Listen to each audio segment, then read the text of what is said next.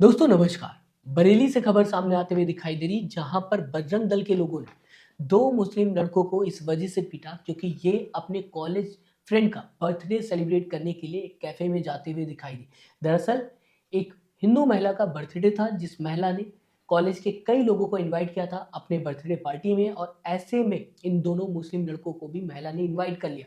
ये बात जैसे ही बजरंग दल के लोगों को पता चली, वो कैफे में जाकर तोड़-फोड़ करते हुए दिखाई दिए, जिसकी वीडियो सोशल मीडिया पर सर्कुलेट हो रही है। और आपको ये भी बताना चाहूँगा, ये वीडियो खुद बजरंग दल के मेंबर्स बनाते हुए दिखाई दिए, कुछ गुंडे बनाते हुए दिखाई दिए, जो कि तोड़-फोड़ कर रहे थे कैफे के अंदर जाकर। समझने की बात ये है दोस्तों, कि जैसे ही ये पूरा मामला आया, पुलिस ने अपनी गलतियों का भी सुधार करना शुरू कर दिया, यानी कि अपनी गलतियाँ पुलिस ने सुधारना शुरू कर दी। पूरा मामला क्या है, आपको फिर से बताना चाहूँगा। एक महिला जो कि हिंदू थी, उसका बर्थडे था, उसमें 2 मुस्लिम युवकों को भी इनवाइट किया गया, जिसके बाद बजरंग दल को पता चल गया पूरा मैटर, और वो सीधा-सीधा कैफ़े में जाकर तोड़-फोड़ करना शुरू कर देती है। इसके बाद दोस्तों आपको बताना चाहूँगा, पुलिस यहाँ पर जैसे ही पहुँचती है, इस न्यूज़ में अगर पुलिस की बात की जाए, जैसे ही कैफ़े में पुलिस पहुँचती है, तो यहाँ पर पुलिस को आपको उम्मीद होगा कि इंसाफ़ करेगी। पुलिस उन दोनों युवकों के खिलाफ, उन लड़कों के खिलाफ ही एक्शन लेते हुए दिखाई दी।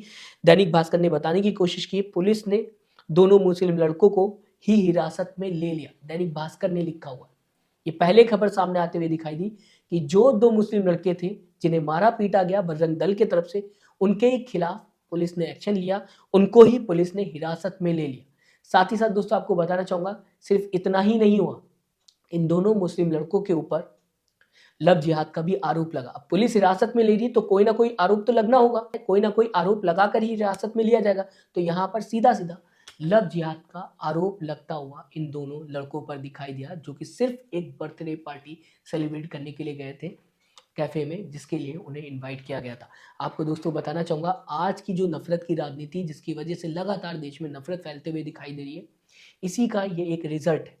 आज आए दिन नफ़रत फैलाया जाता है, राजनीति की जाती है, नेता वोट के लिए ये सब कुछ करते हुए दिखाई देते हैं, और आज देश के अंदर माइनॉरिटीज़ की बात की जाए, तो लगातार उनके खिलाफ खबरें सामने आते हुए दिखाई देती हैं, जहाँ पर मारपीट होते हुए दिखाई देती है, अत्याचार होता हुआ दिखाई देता है। अभी खबर सामने आते हुए दिखाई दे रही है, जहाँ पर त्रिपुरा के स्टूडेंट को इतना ज़्यादा मारा गया कि उसकी डेथ हो गई, उसकी हत्या कर दी गई मार-मार कर। और साथ ही साथ जब उसे मारा जा रहा था, तो उसे चाइनीज़ बताया जा रहा था, क्योंकि वो त्रिपुरा का है, उसकी फेस कटिंग अलग है, जैसा कि नॉर्थ में नहीं होती। अगर वो इंसान नॉर्थ में आ जाता है, पढ़ने लिखने की कोशिश करता है, कोई कोर्स कर रहा होता है, तो क्या उसे मारा जाएगा? सिर्फ़ इसलिए क्योंकि उसकी फेस कटिंग आपसे अलग है, उसका चेहरे का जो स्ट्रक्चर है वो आपसे अलग है। भारतीय वो भी है, और उतना ही भारतीय जितना कि आप हैं। उसके दिल में भी इतना ही ज़्यादा हिंदुस्तान है जितना कि आपके दिल में है। लेकिन क्योंकि फेस कटिंग अलग है, उसको चाइनीज़ बोलना और चाइनीज़ बोलकर उसकी हत्या कर देना क्या सही है? ये सिर्फ़ और सिर्फ़ नफ़रत की राजनीति है। यहाँ पर जब आपको नेता भड़काने की कोशिश करते हैं, तो आप कुछ इस तरीके का काम कर जाते हैं, जो कि इंसानियत के खिलाफ हो जाता है। साथ ही साथ दोस्तों, अभी हाल में जब क्रिसमस देखने को मिल रहा था, इस दौरान भी कई खबरें सामने आते हुए दिखाई दी, जहाँ पर मॉल के अंदर घुसकर जो क्रिसमस का डेकोरेशन हो रखा था, उसे तोड़ा-फोड़ा गया। साथ ही साथ चर्च के अंदर घुसकर बदतमीज़ी की गई। क्रिश्चियंस के साथ कई वीडियो ऐसी भी सामने आते हुए दिखाई दी, जहाँ पर रोड पर बदतमीज़ी होते हुए दिखाई दी। यहाँ तक कि जो विदेशी नागरिक भारत के अंदर आए थे, उनके साथ भी बनारस के घाट पर बदतमीज़ी की गई। तो ये सारी खबरें सामने आते हुए दिखाई दे रही हैं, जिसे लेकर कहा जा सकता है कि अब कुछ और भारत में बर्दाश्त नहीं किया जाएगा, किसी और रिलीजन को बर्दाश्त नहीं किया जाएगा, माइनॉरिटीज़ को बर्दाश्त नहीं किया जाएगा। एक तरफ हम बांग्लादेश को लेकर लगातार प्रोटेस्ट करते हैं, आवाज़ उठाने की कोशिश करते हैं, लेकिन दूसरी तरफ भारत के अंदर ही ऐसी कई खबरें लगातार पिछले कई दिनों से सामने आते हुए दिखाई दे रही हैं, और कई सालों से भी आते हुए दिखाई दे रही हैं। अभी रिसेंट कई खबरें इस पूरे मामले को लेकर सामने आते हुए दिखाई दी। आपको दोस्तों आगे बताना चाहूँगा, महिला का बयान सामने आता हुआ दिखाई दिया है, जिसे नरेंद्र प्रताप ने ट्वीट किया है, जिसमें महिला सच्चाई बताने की कोशिश कर रही कि कैसे पहले तो मुस्लिम लड़कों को जिसको इनवाइट किया गया था मारा गया, उसके बाद फेक ब्लेम इनके ऊपर लगाकर इनको ही हिरासत में लेने की कोशिश की गई, और कहीं से भी लव जिहाद नहीं हो रहा था। इस महिला को भी कोई दिक्कत नहीं, लेकिन बजरंग दल के लोगों को दिक्कत है। बिना देरी के आपके सामने ये वीडियो रखना चाहूँगा, सुनिए, समझिए और यहाँ से आपको पता चल जाएगा कितना ज़्यादा जुर्म है आज के दौर में अगर आपका नाम उर्दू है। कुछ भी सही करें या फिर आप गलत करें, इल्ज़ाम तो आपके ऊपर ही लगेगा। बर्थडे पार्टी में अचानक से आए, बदतमीजी करने लगे कि लव देहात है, ये है वो है। ऐसा कुछ नहीं है।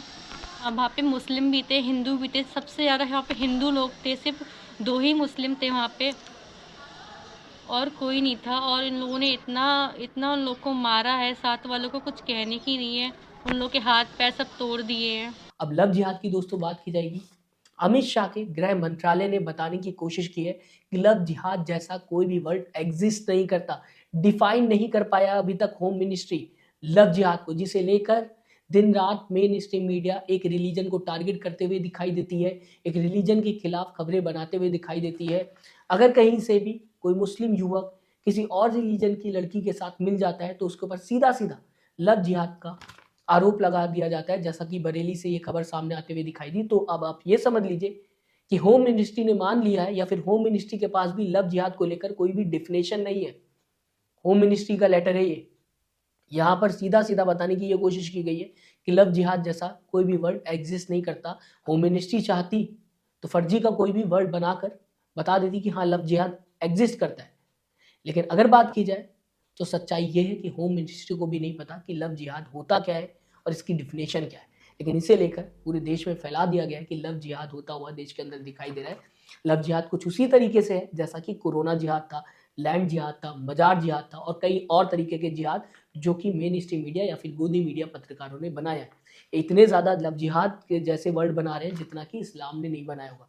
सबसे ज़्यादा जिहाद तो गोदी मीडिया पत्रकार ही कर रहे हैं और सबसे ज़्यादा जिहाद गोदी मीडिया पत्रकार ही बना रहे हैं, जिसमें से एक लव जिहाद भी है, जिसे लेकर बरेली से ये खबर सामने आते हुए दिखाई दी।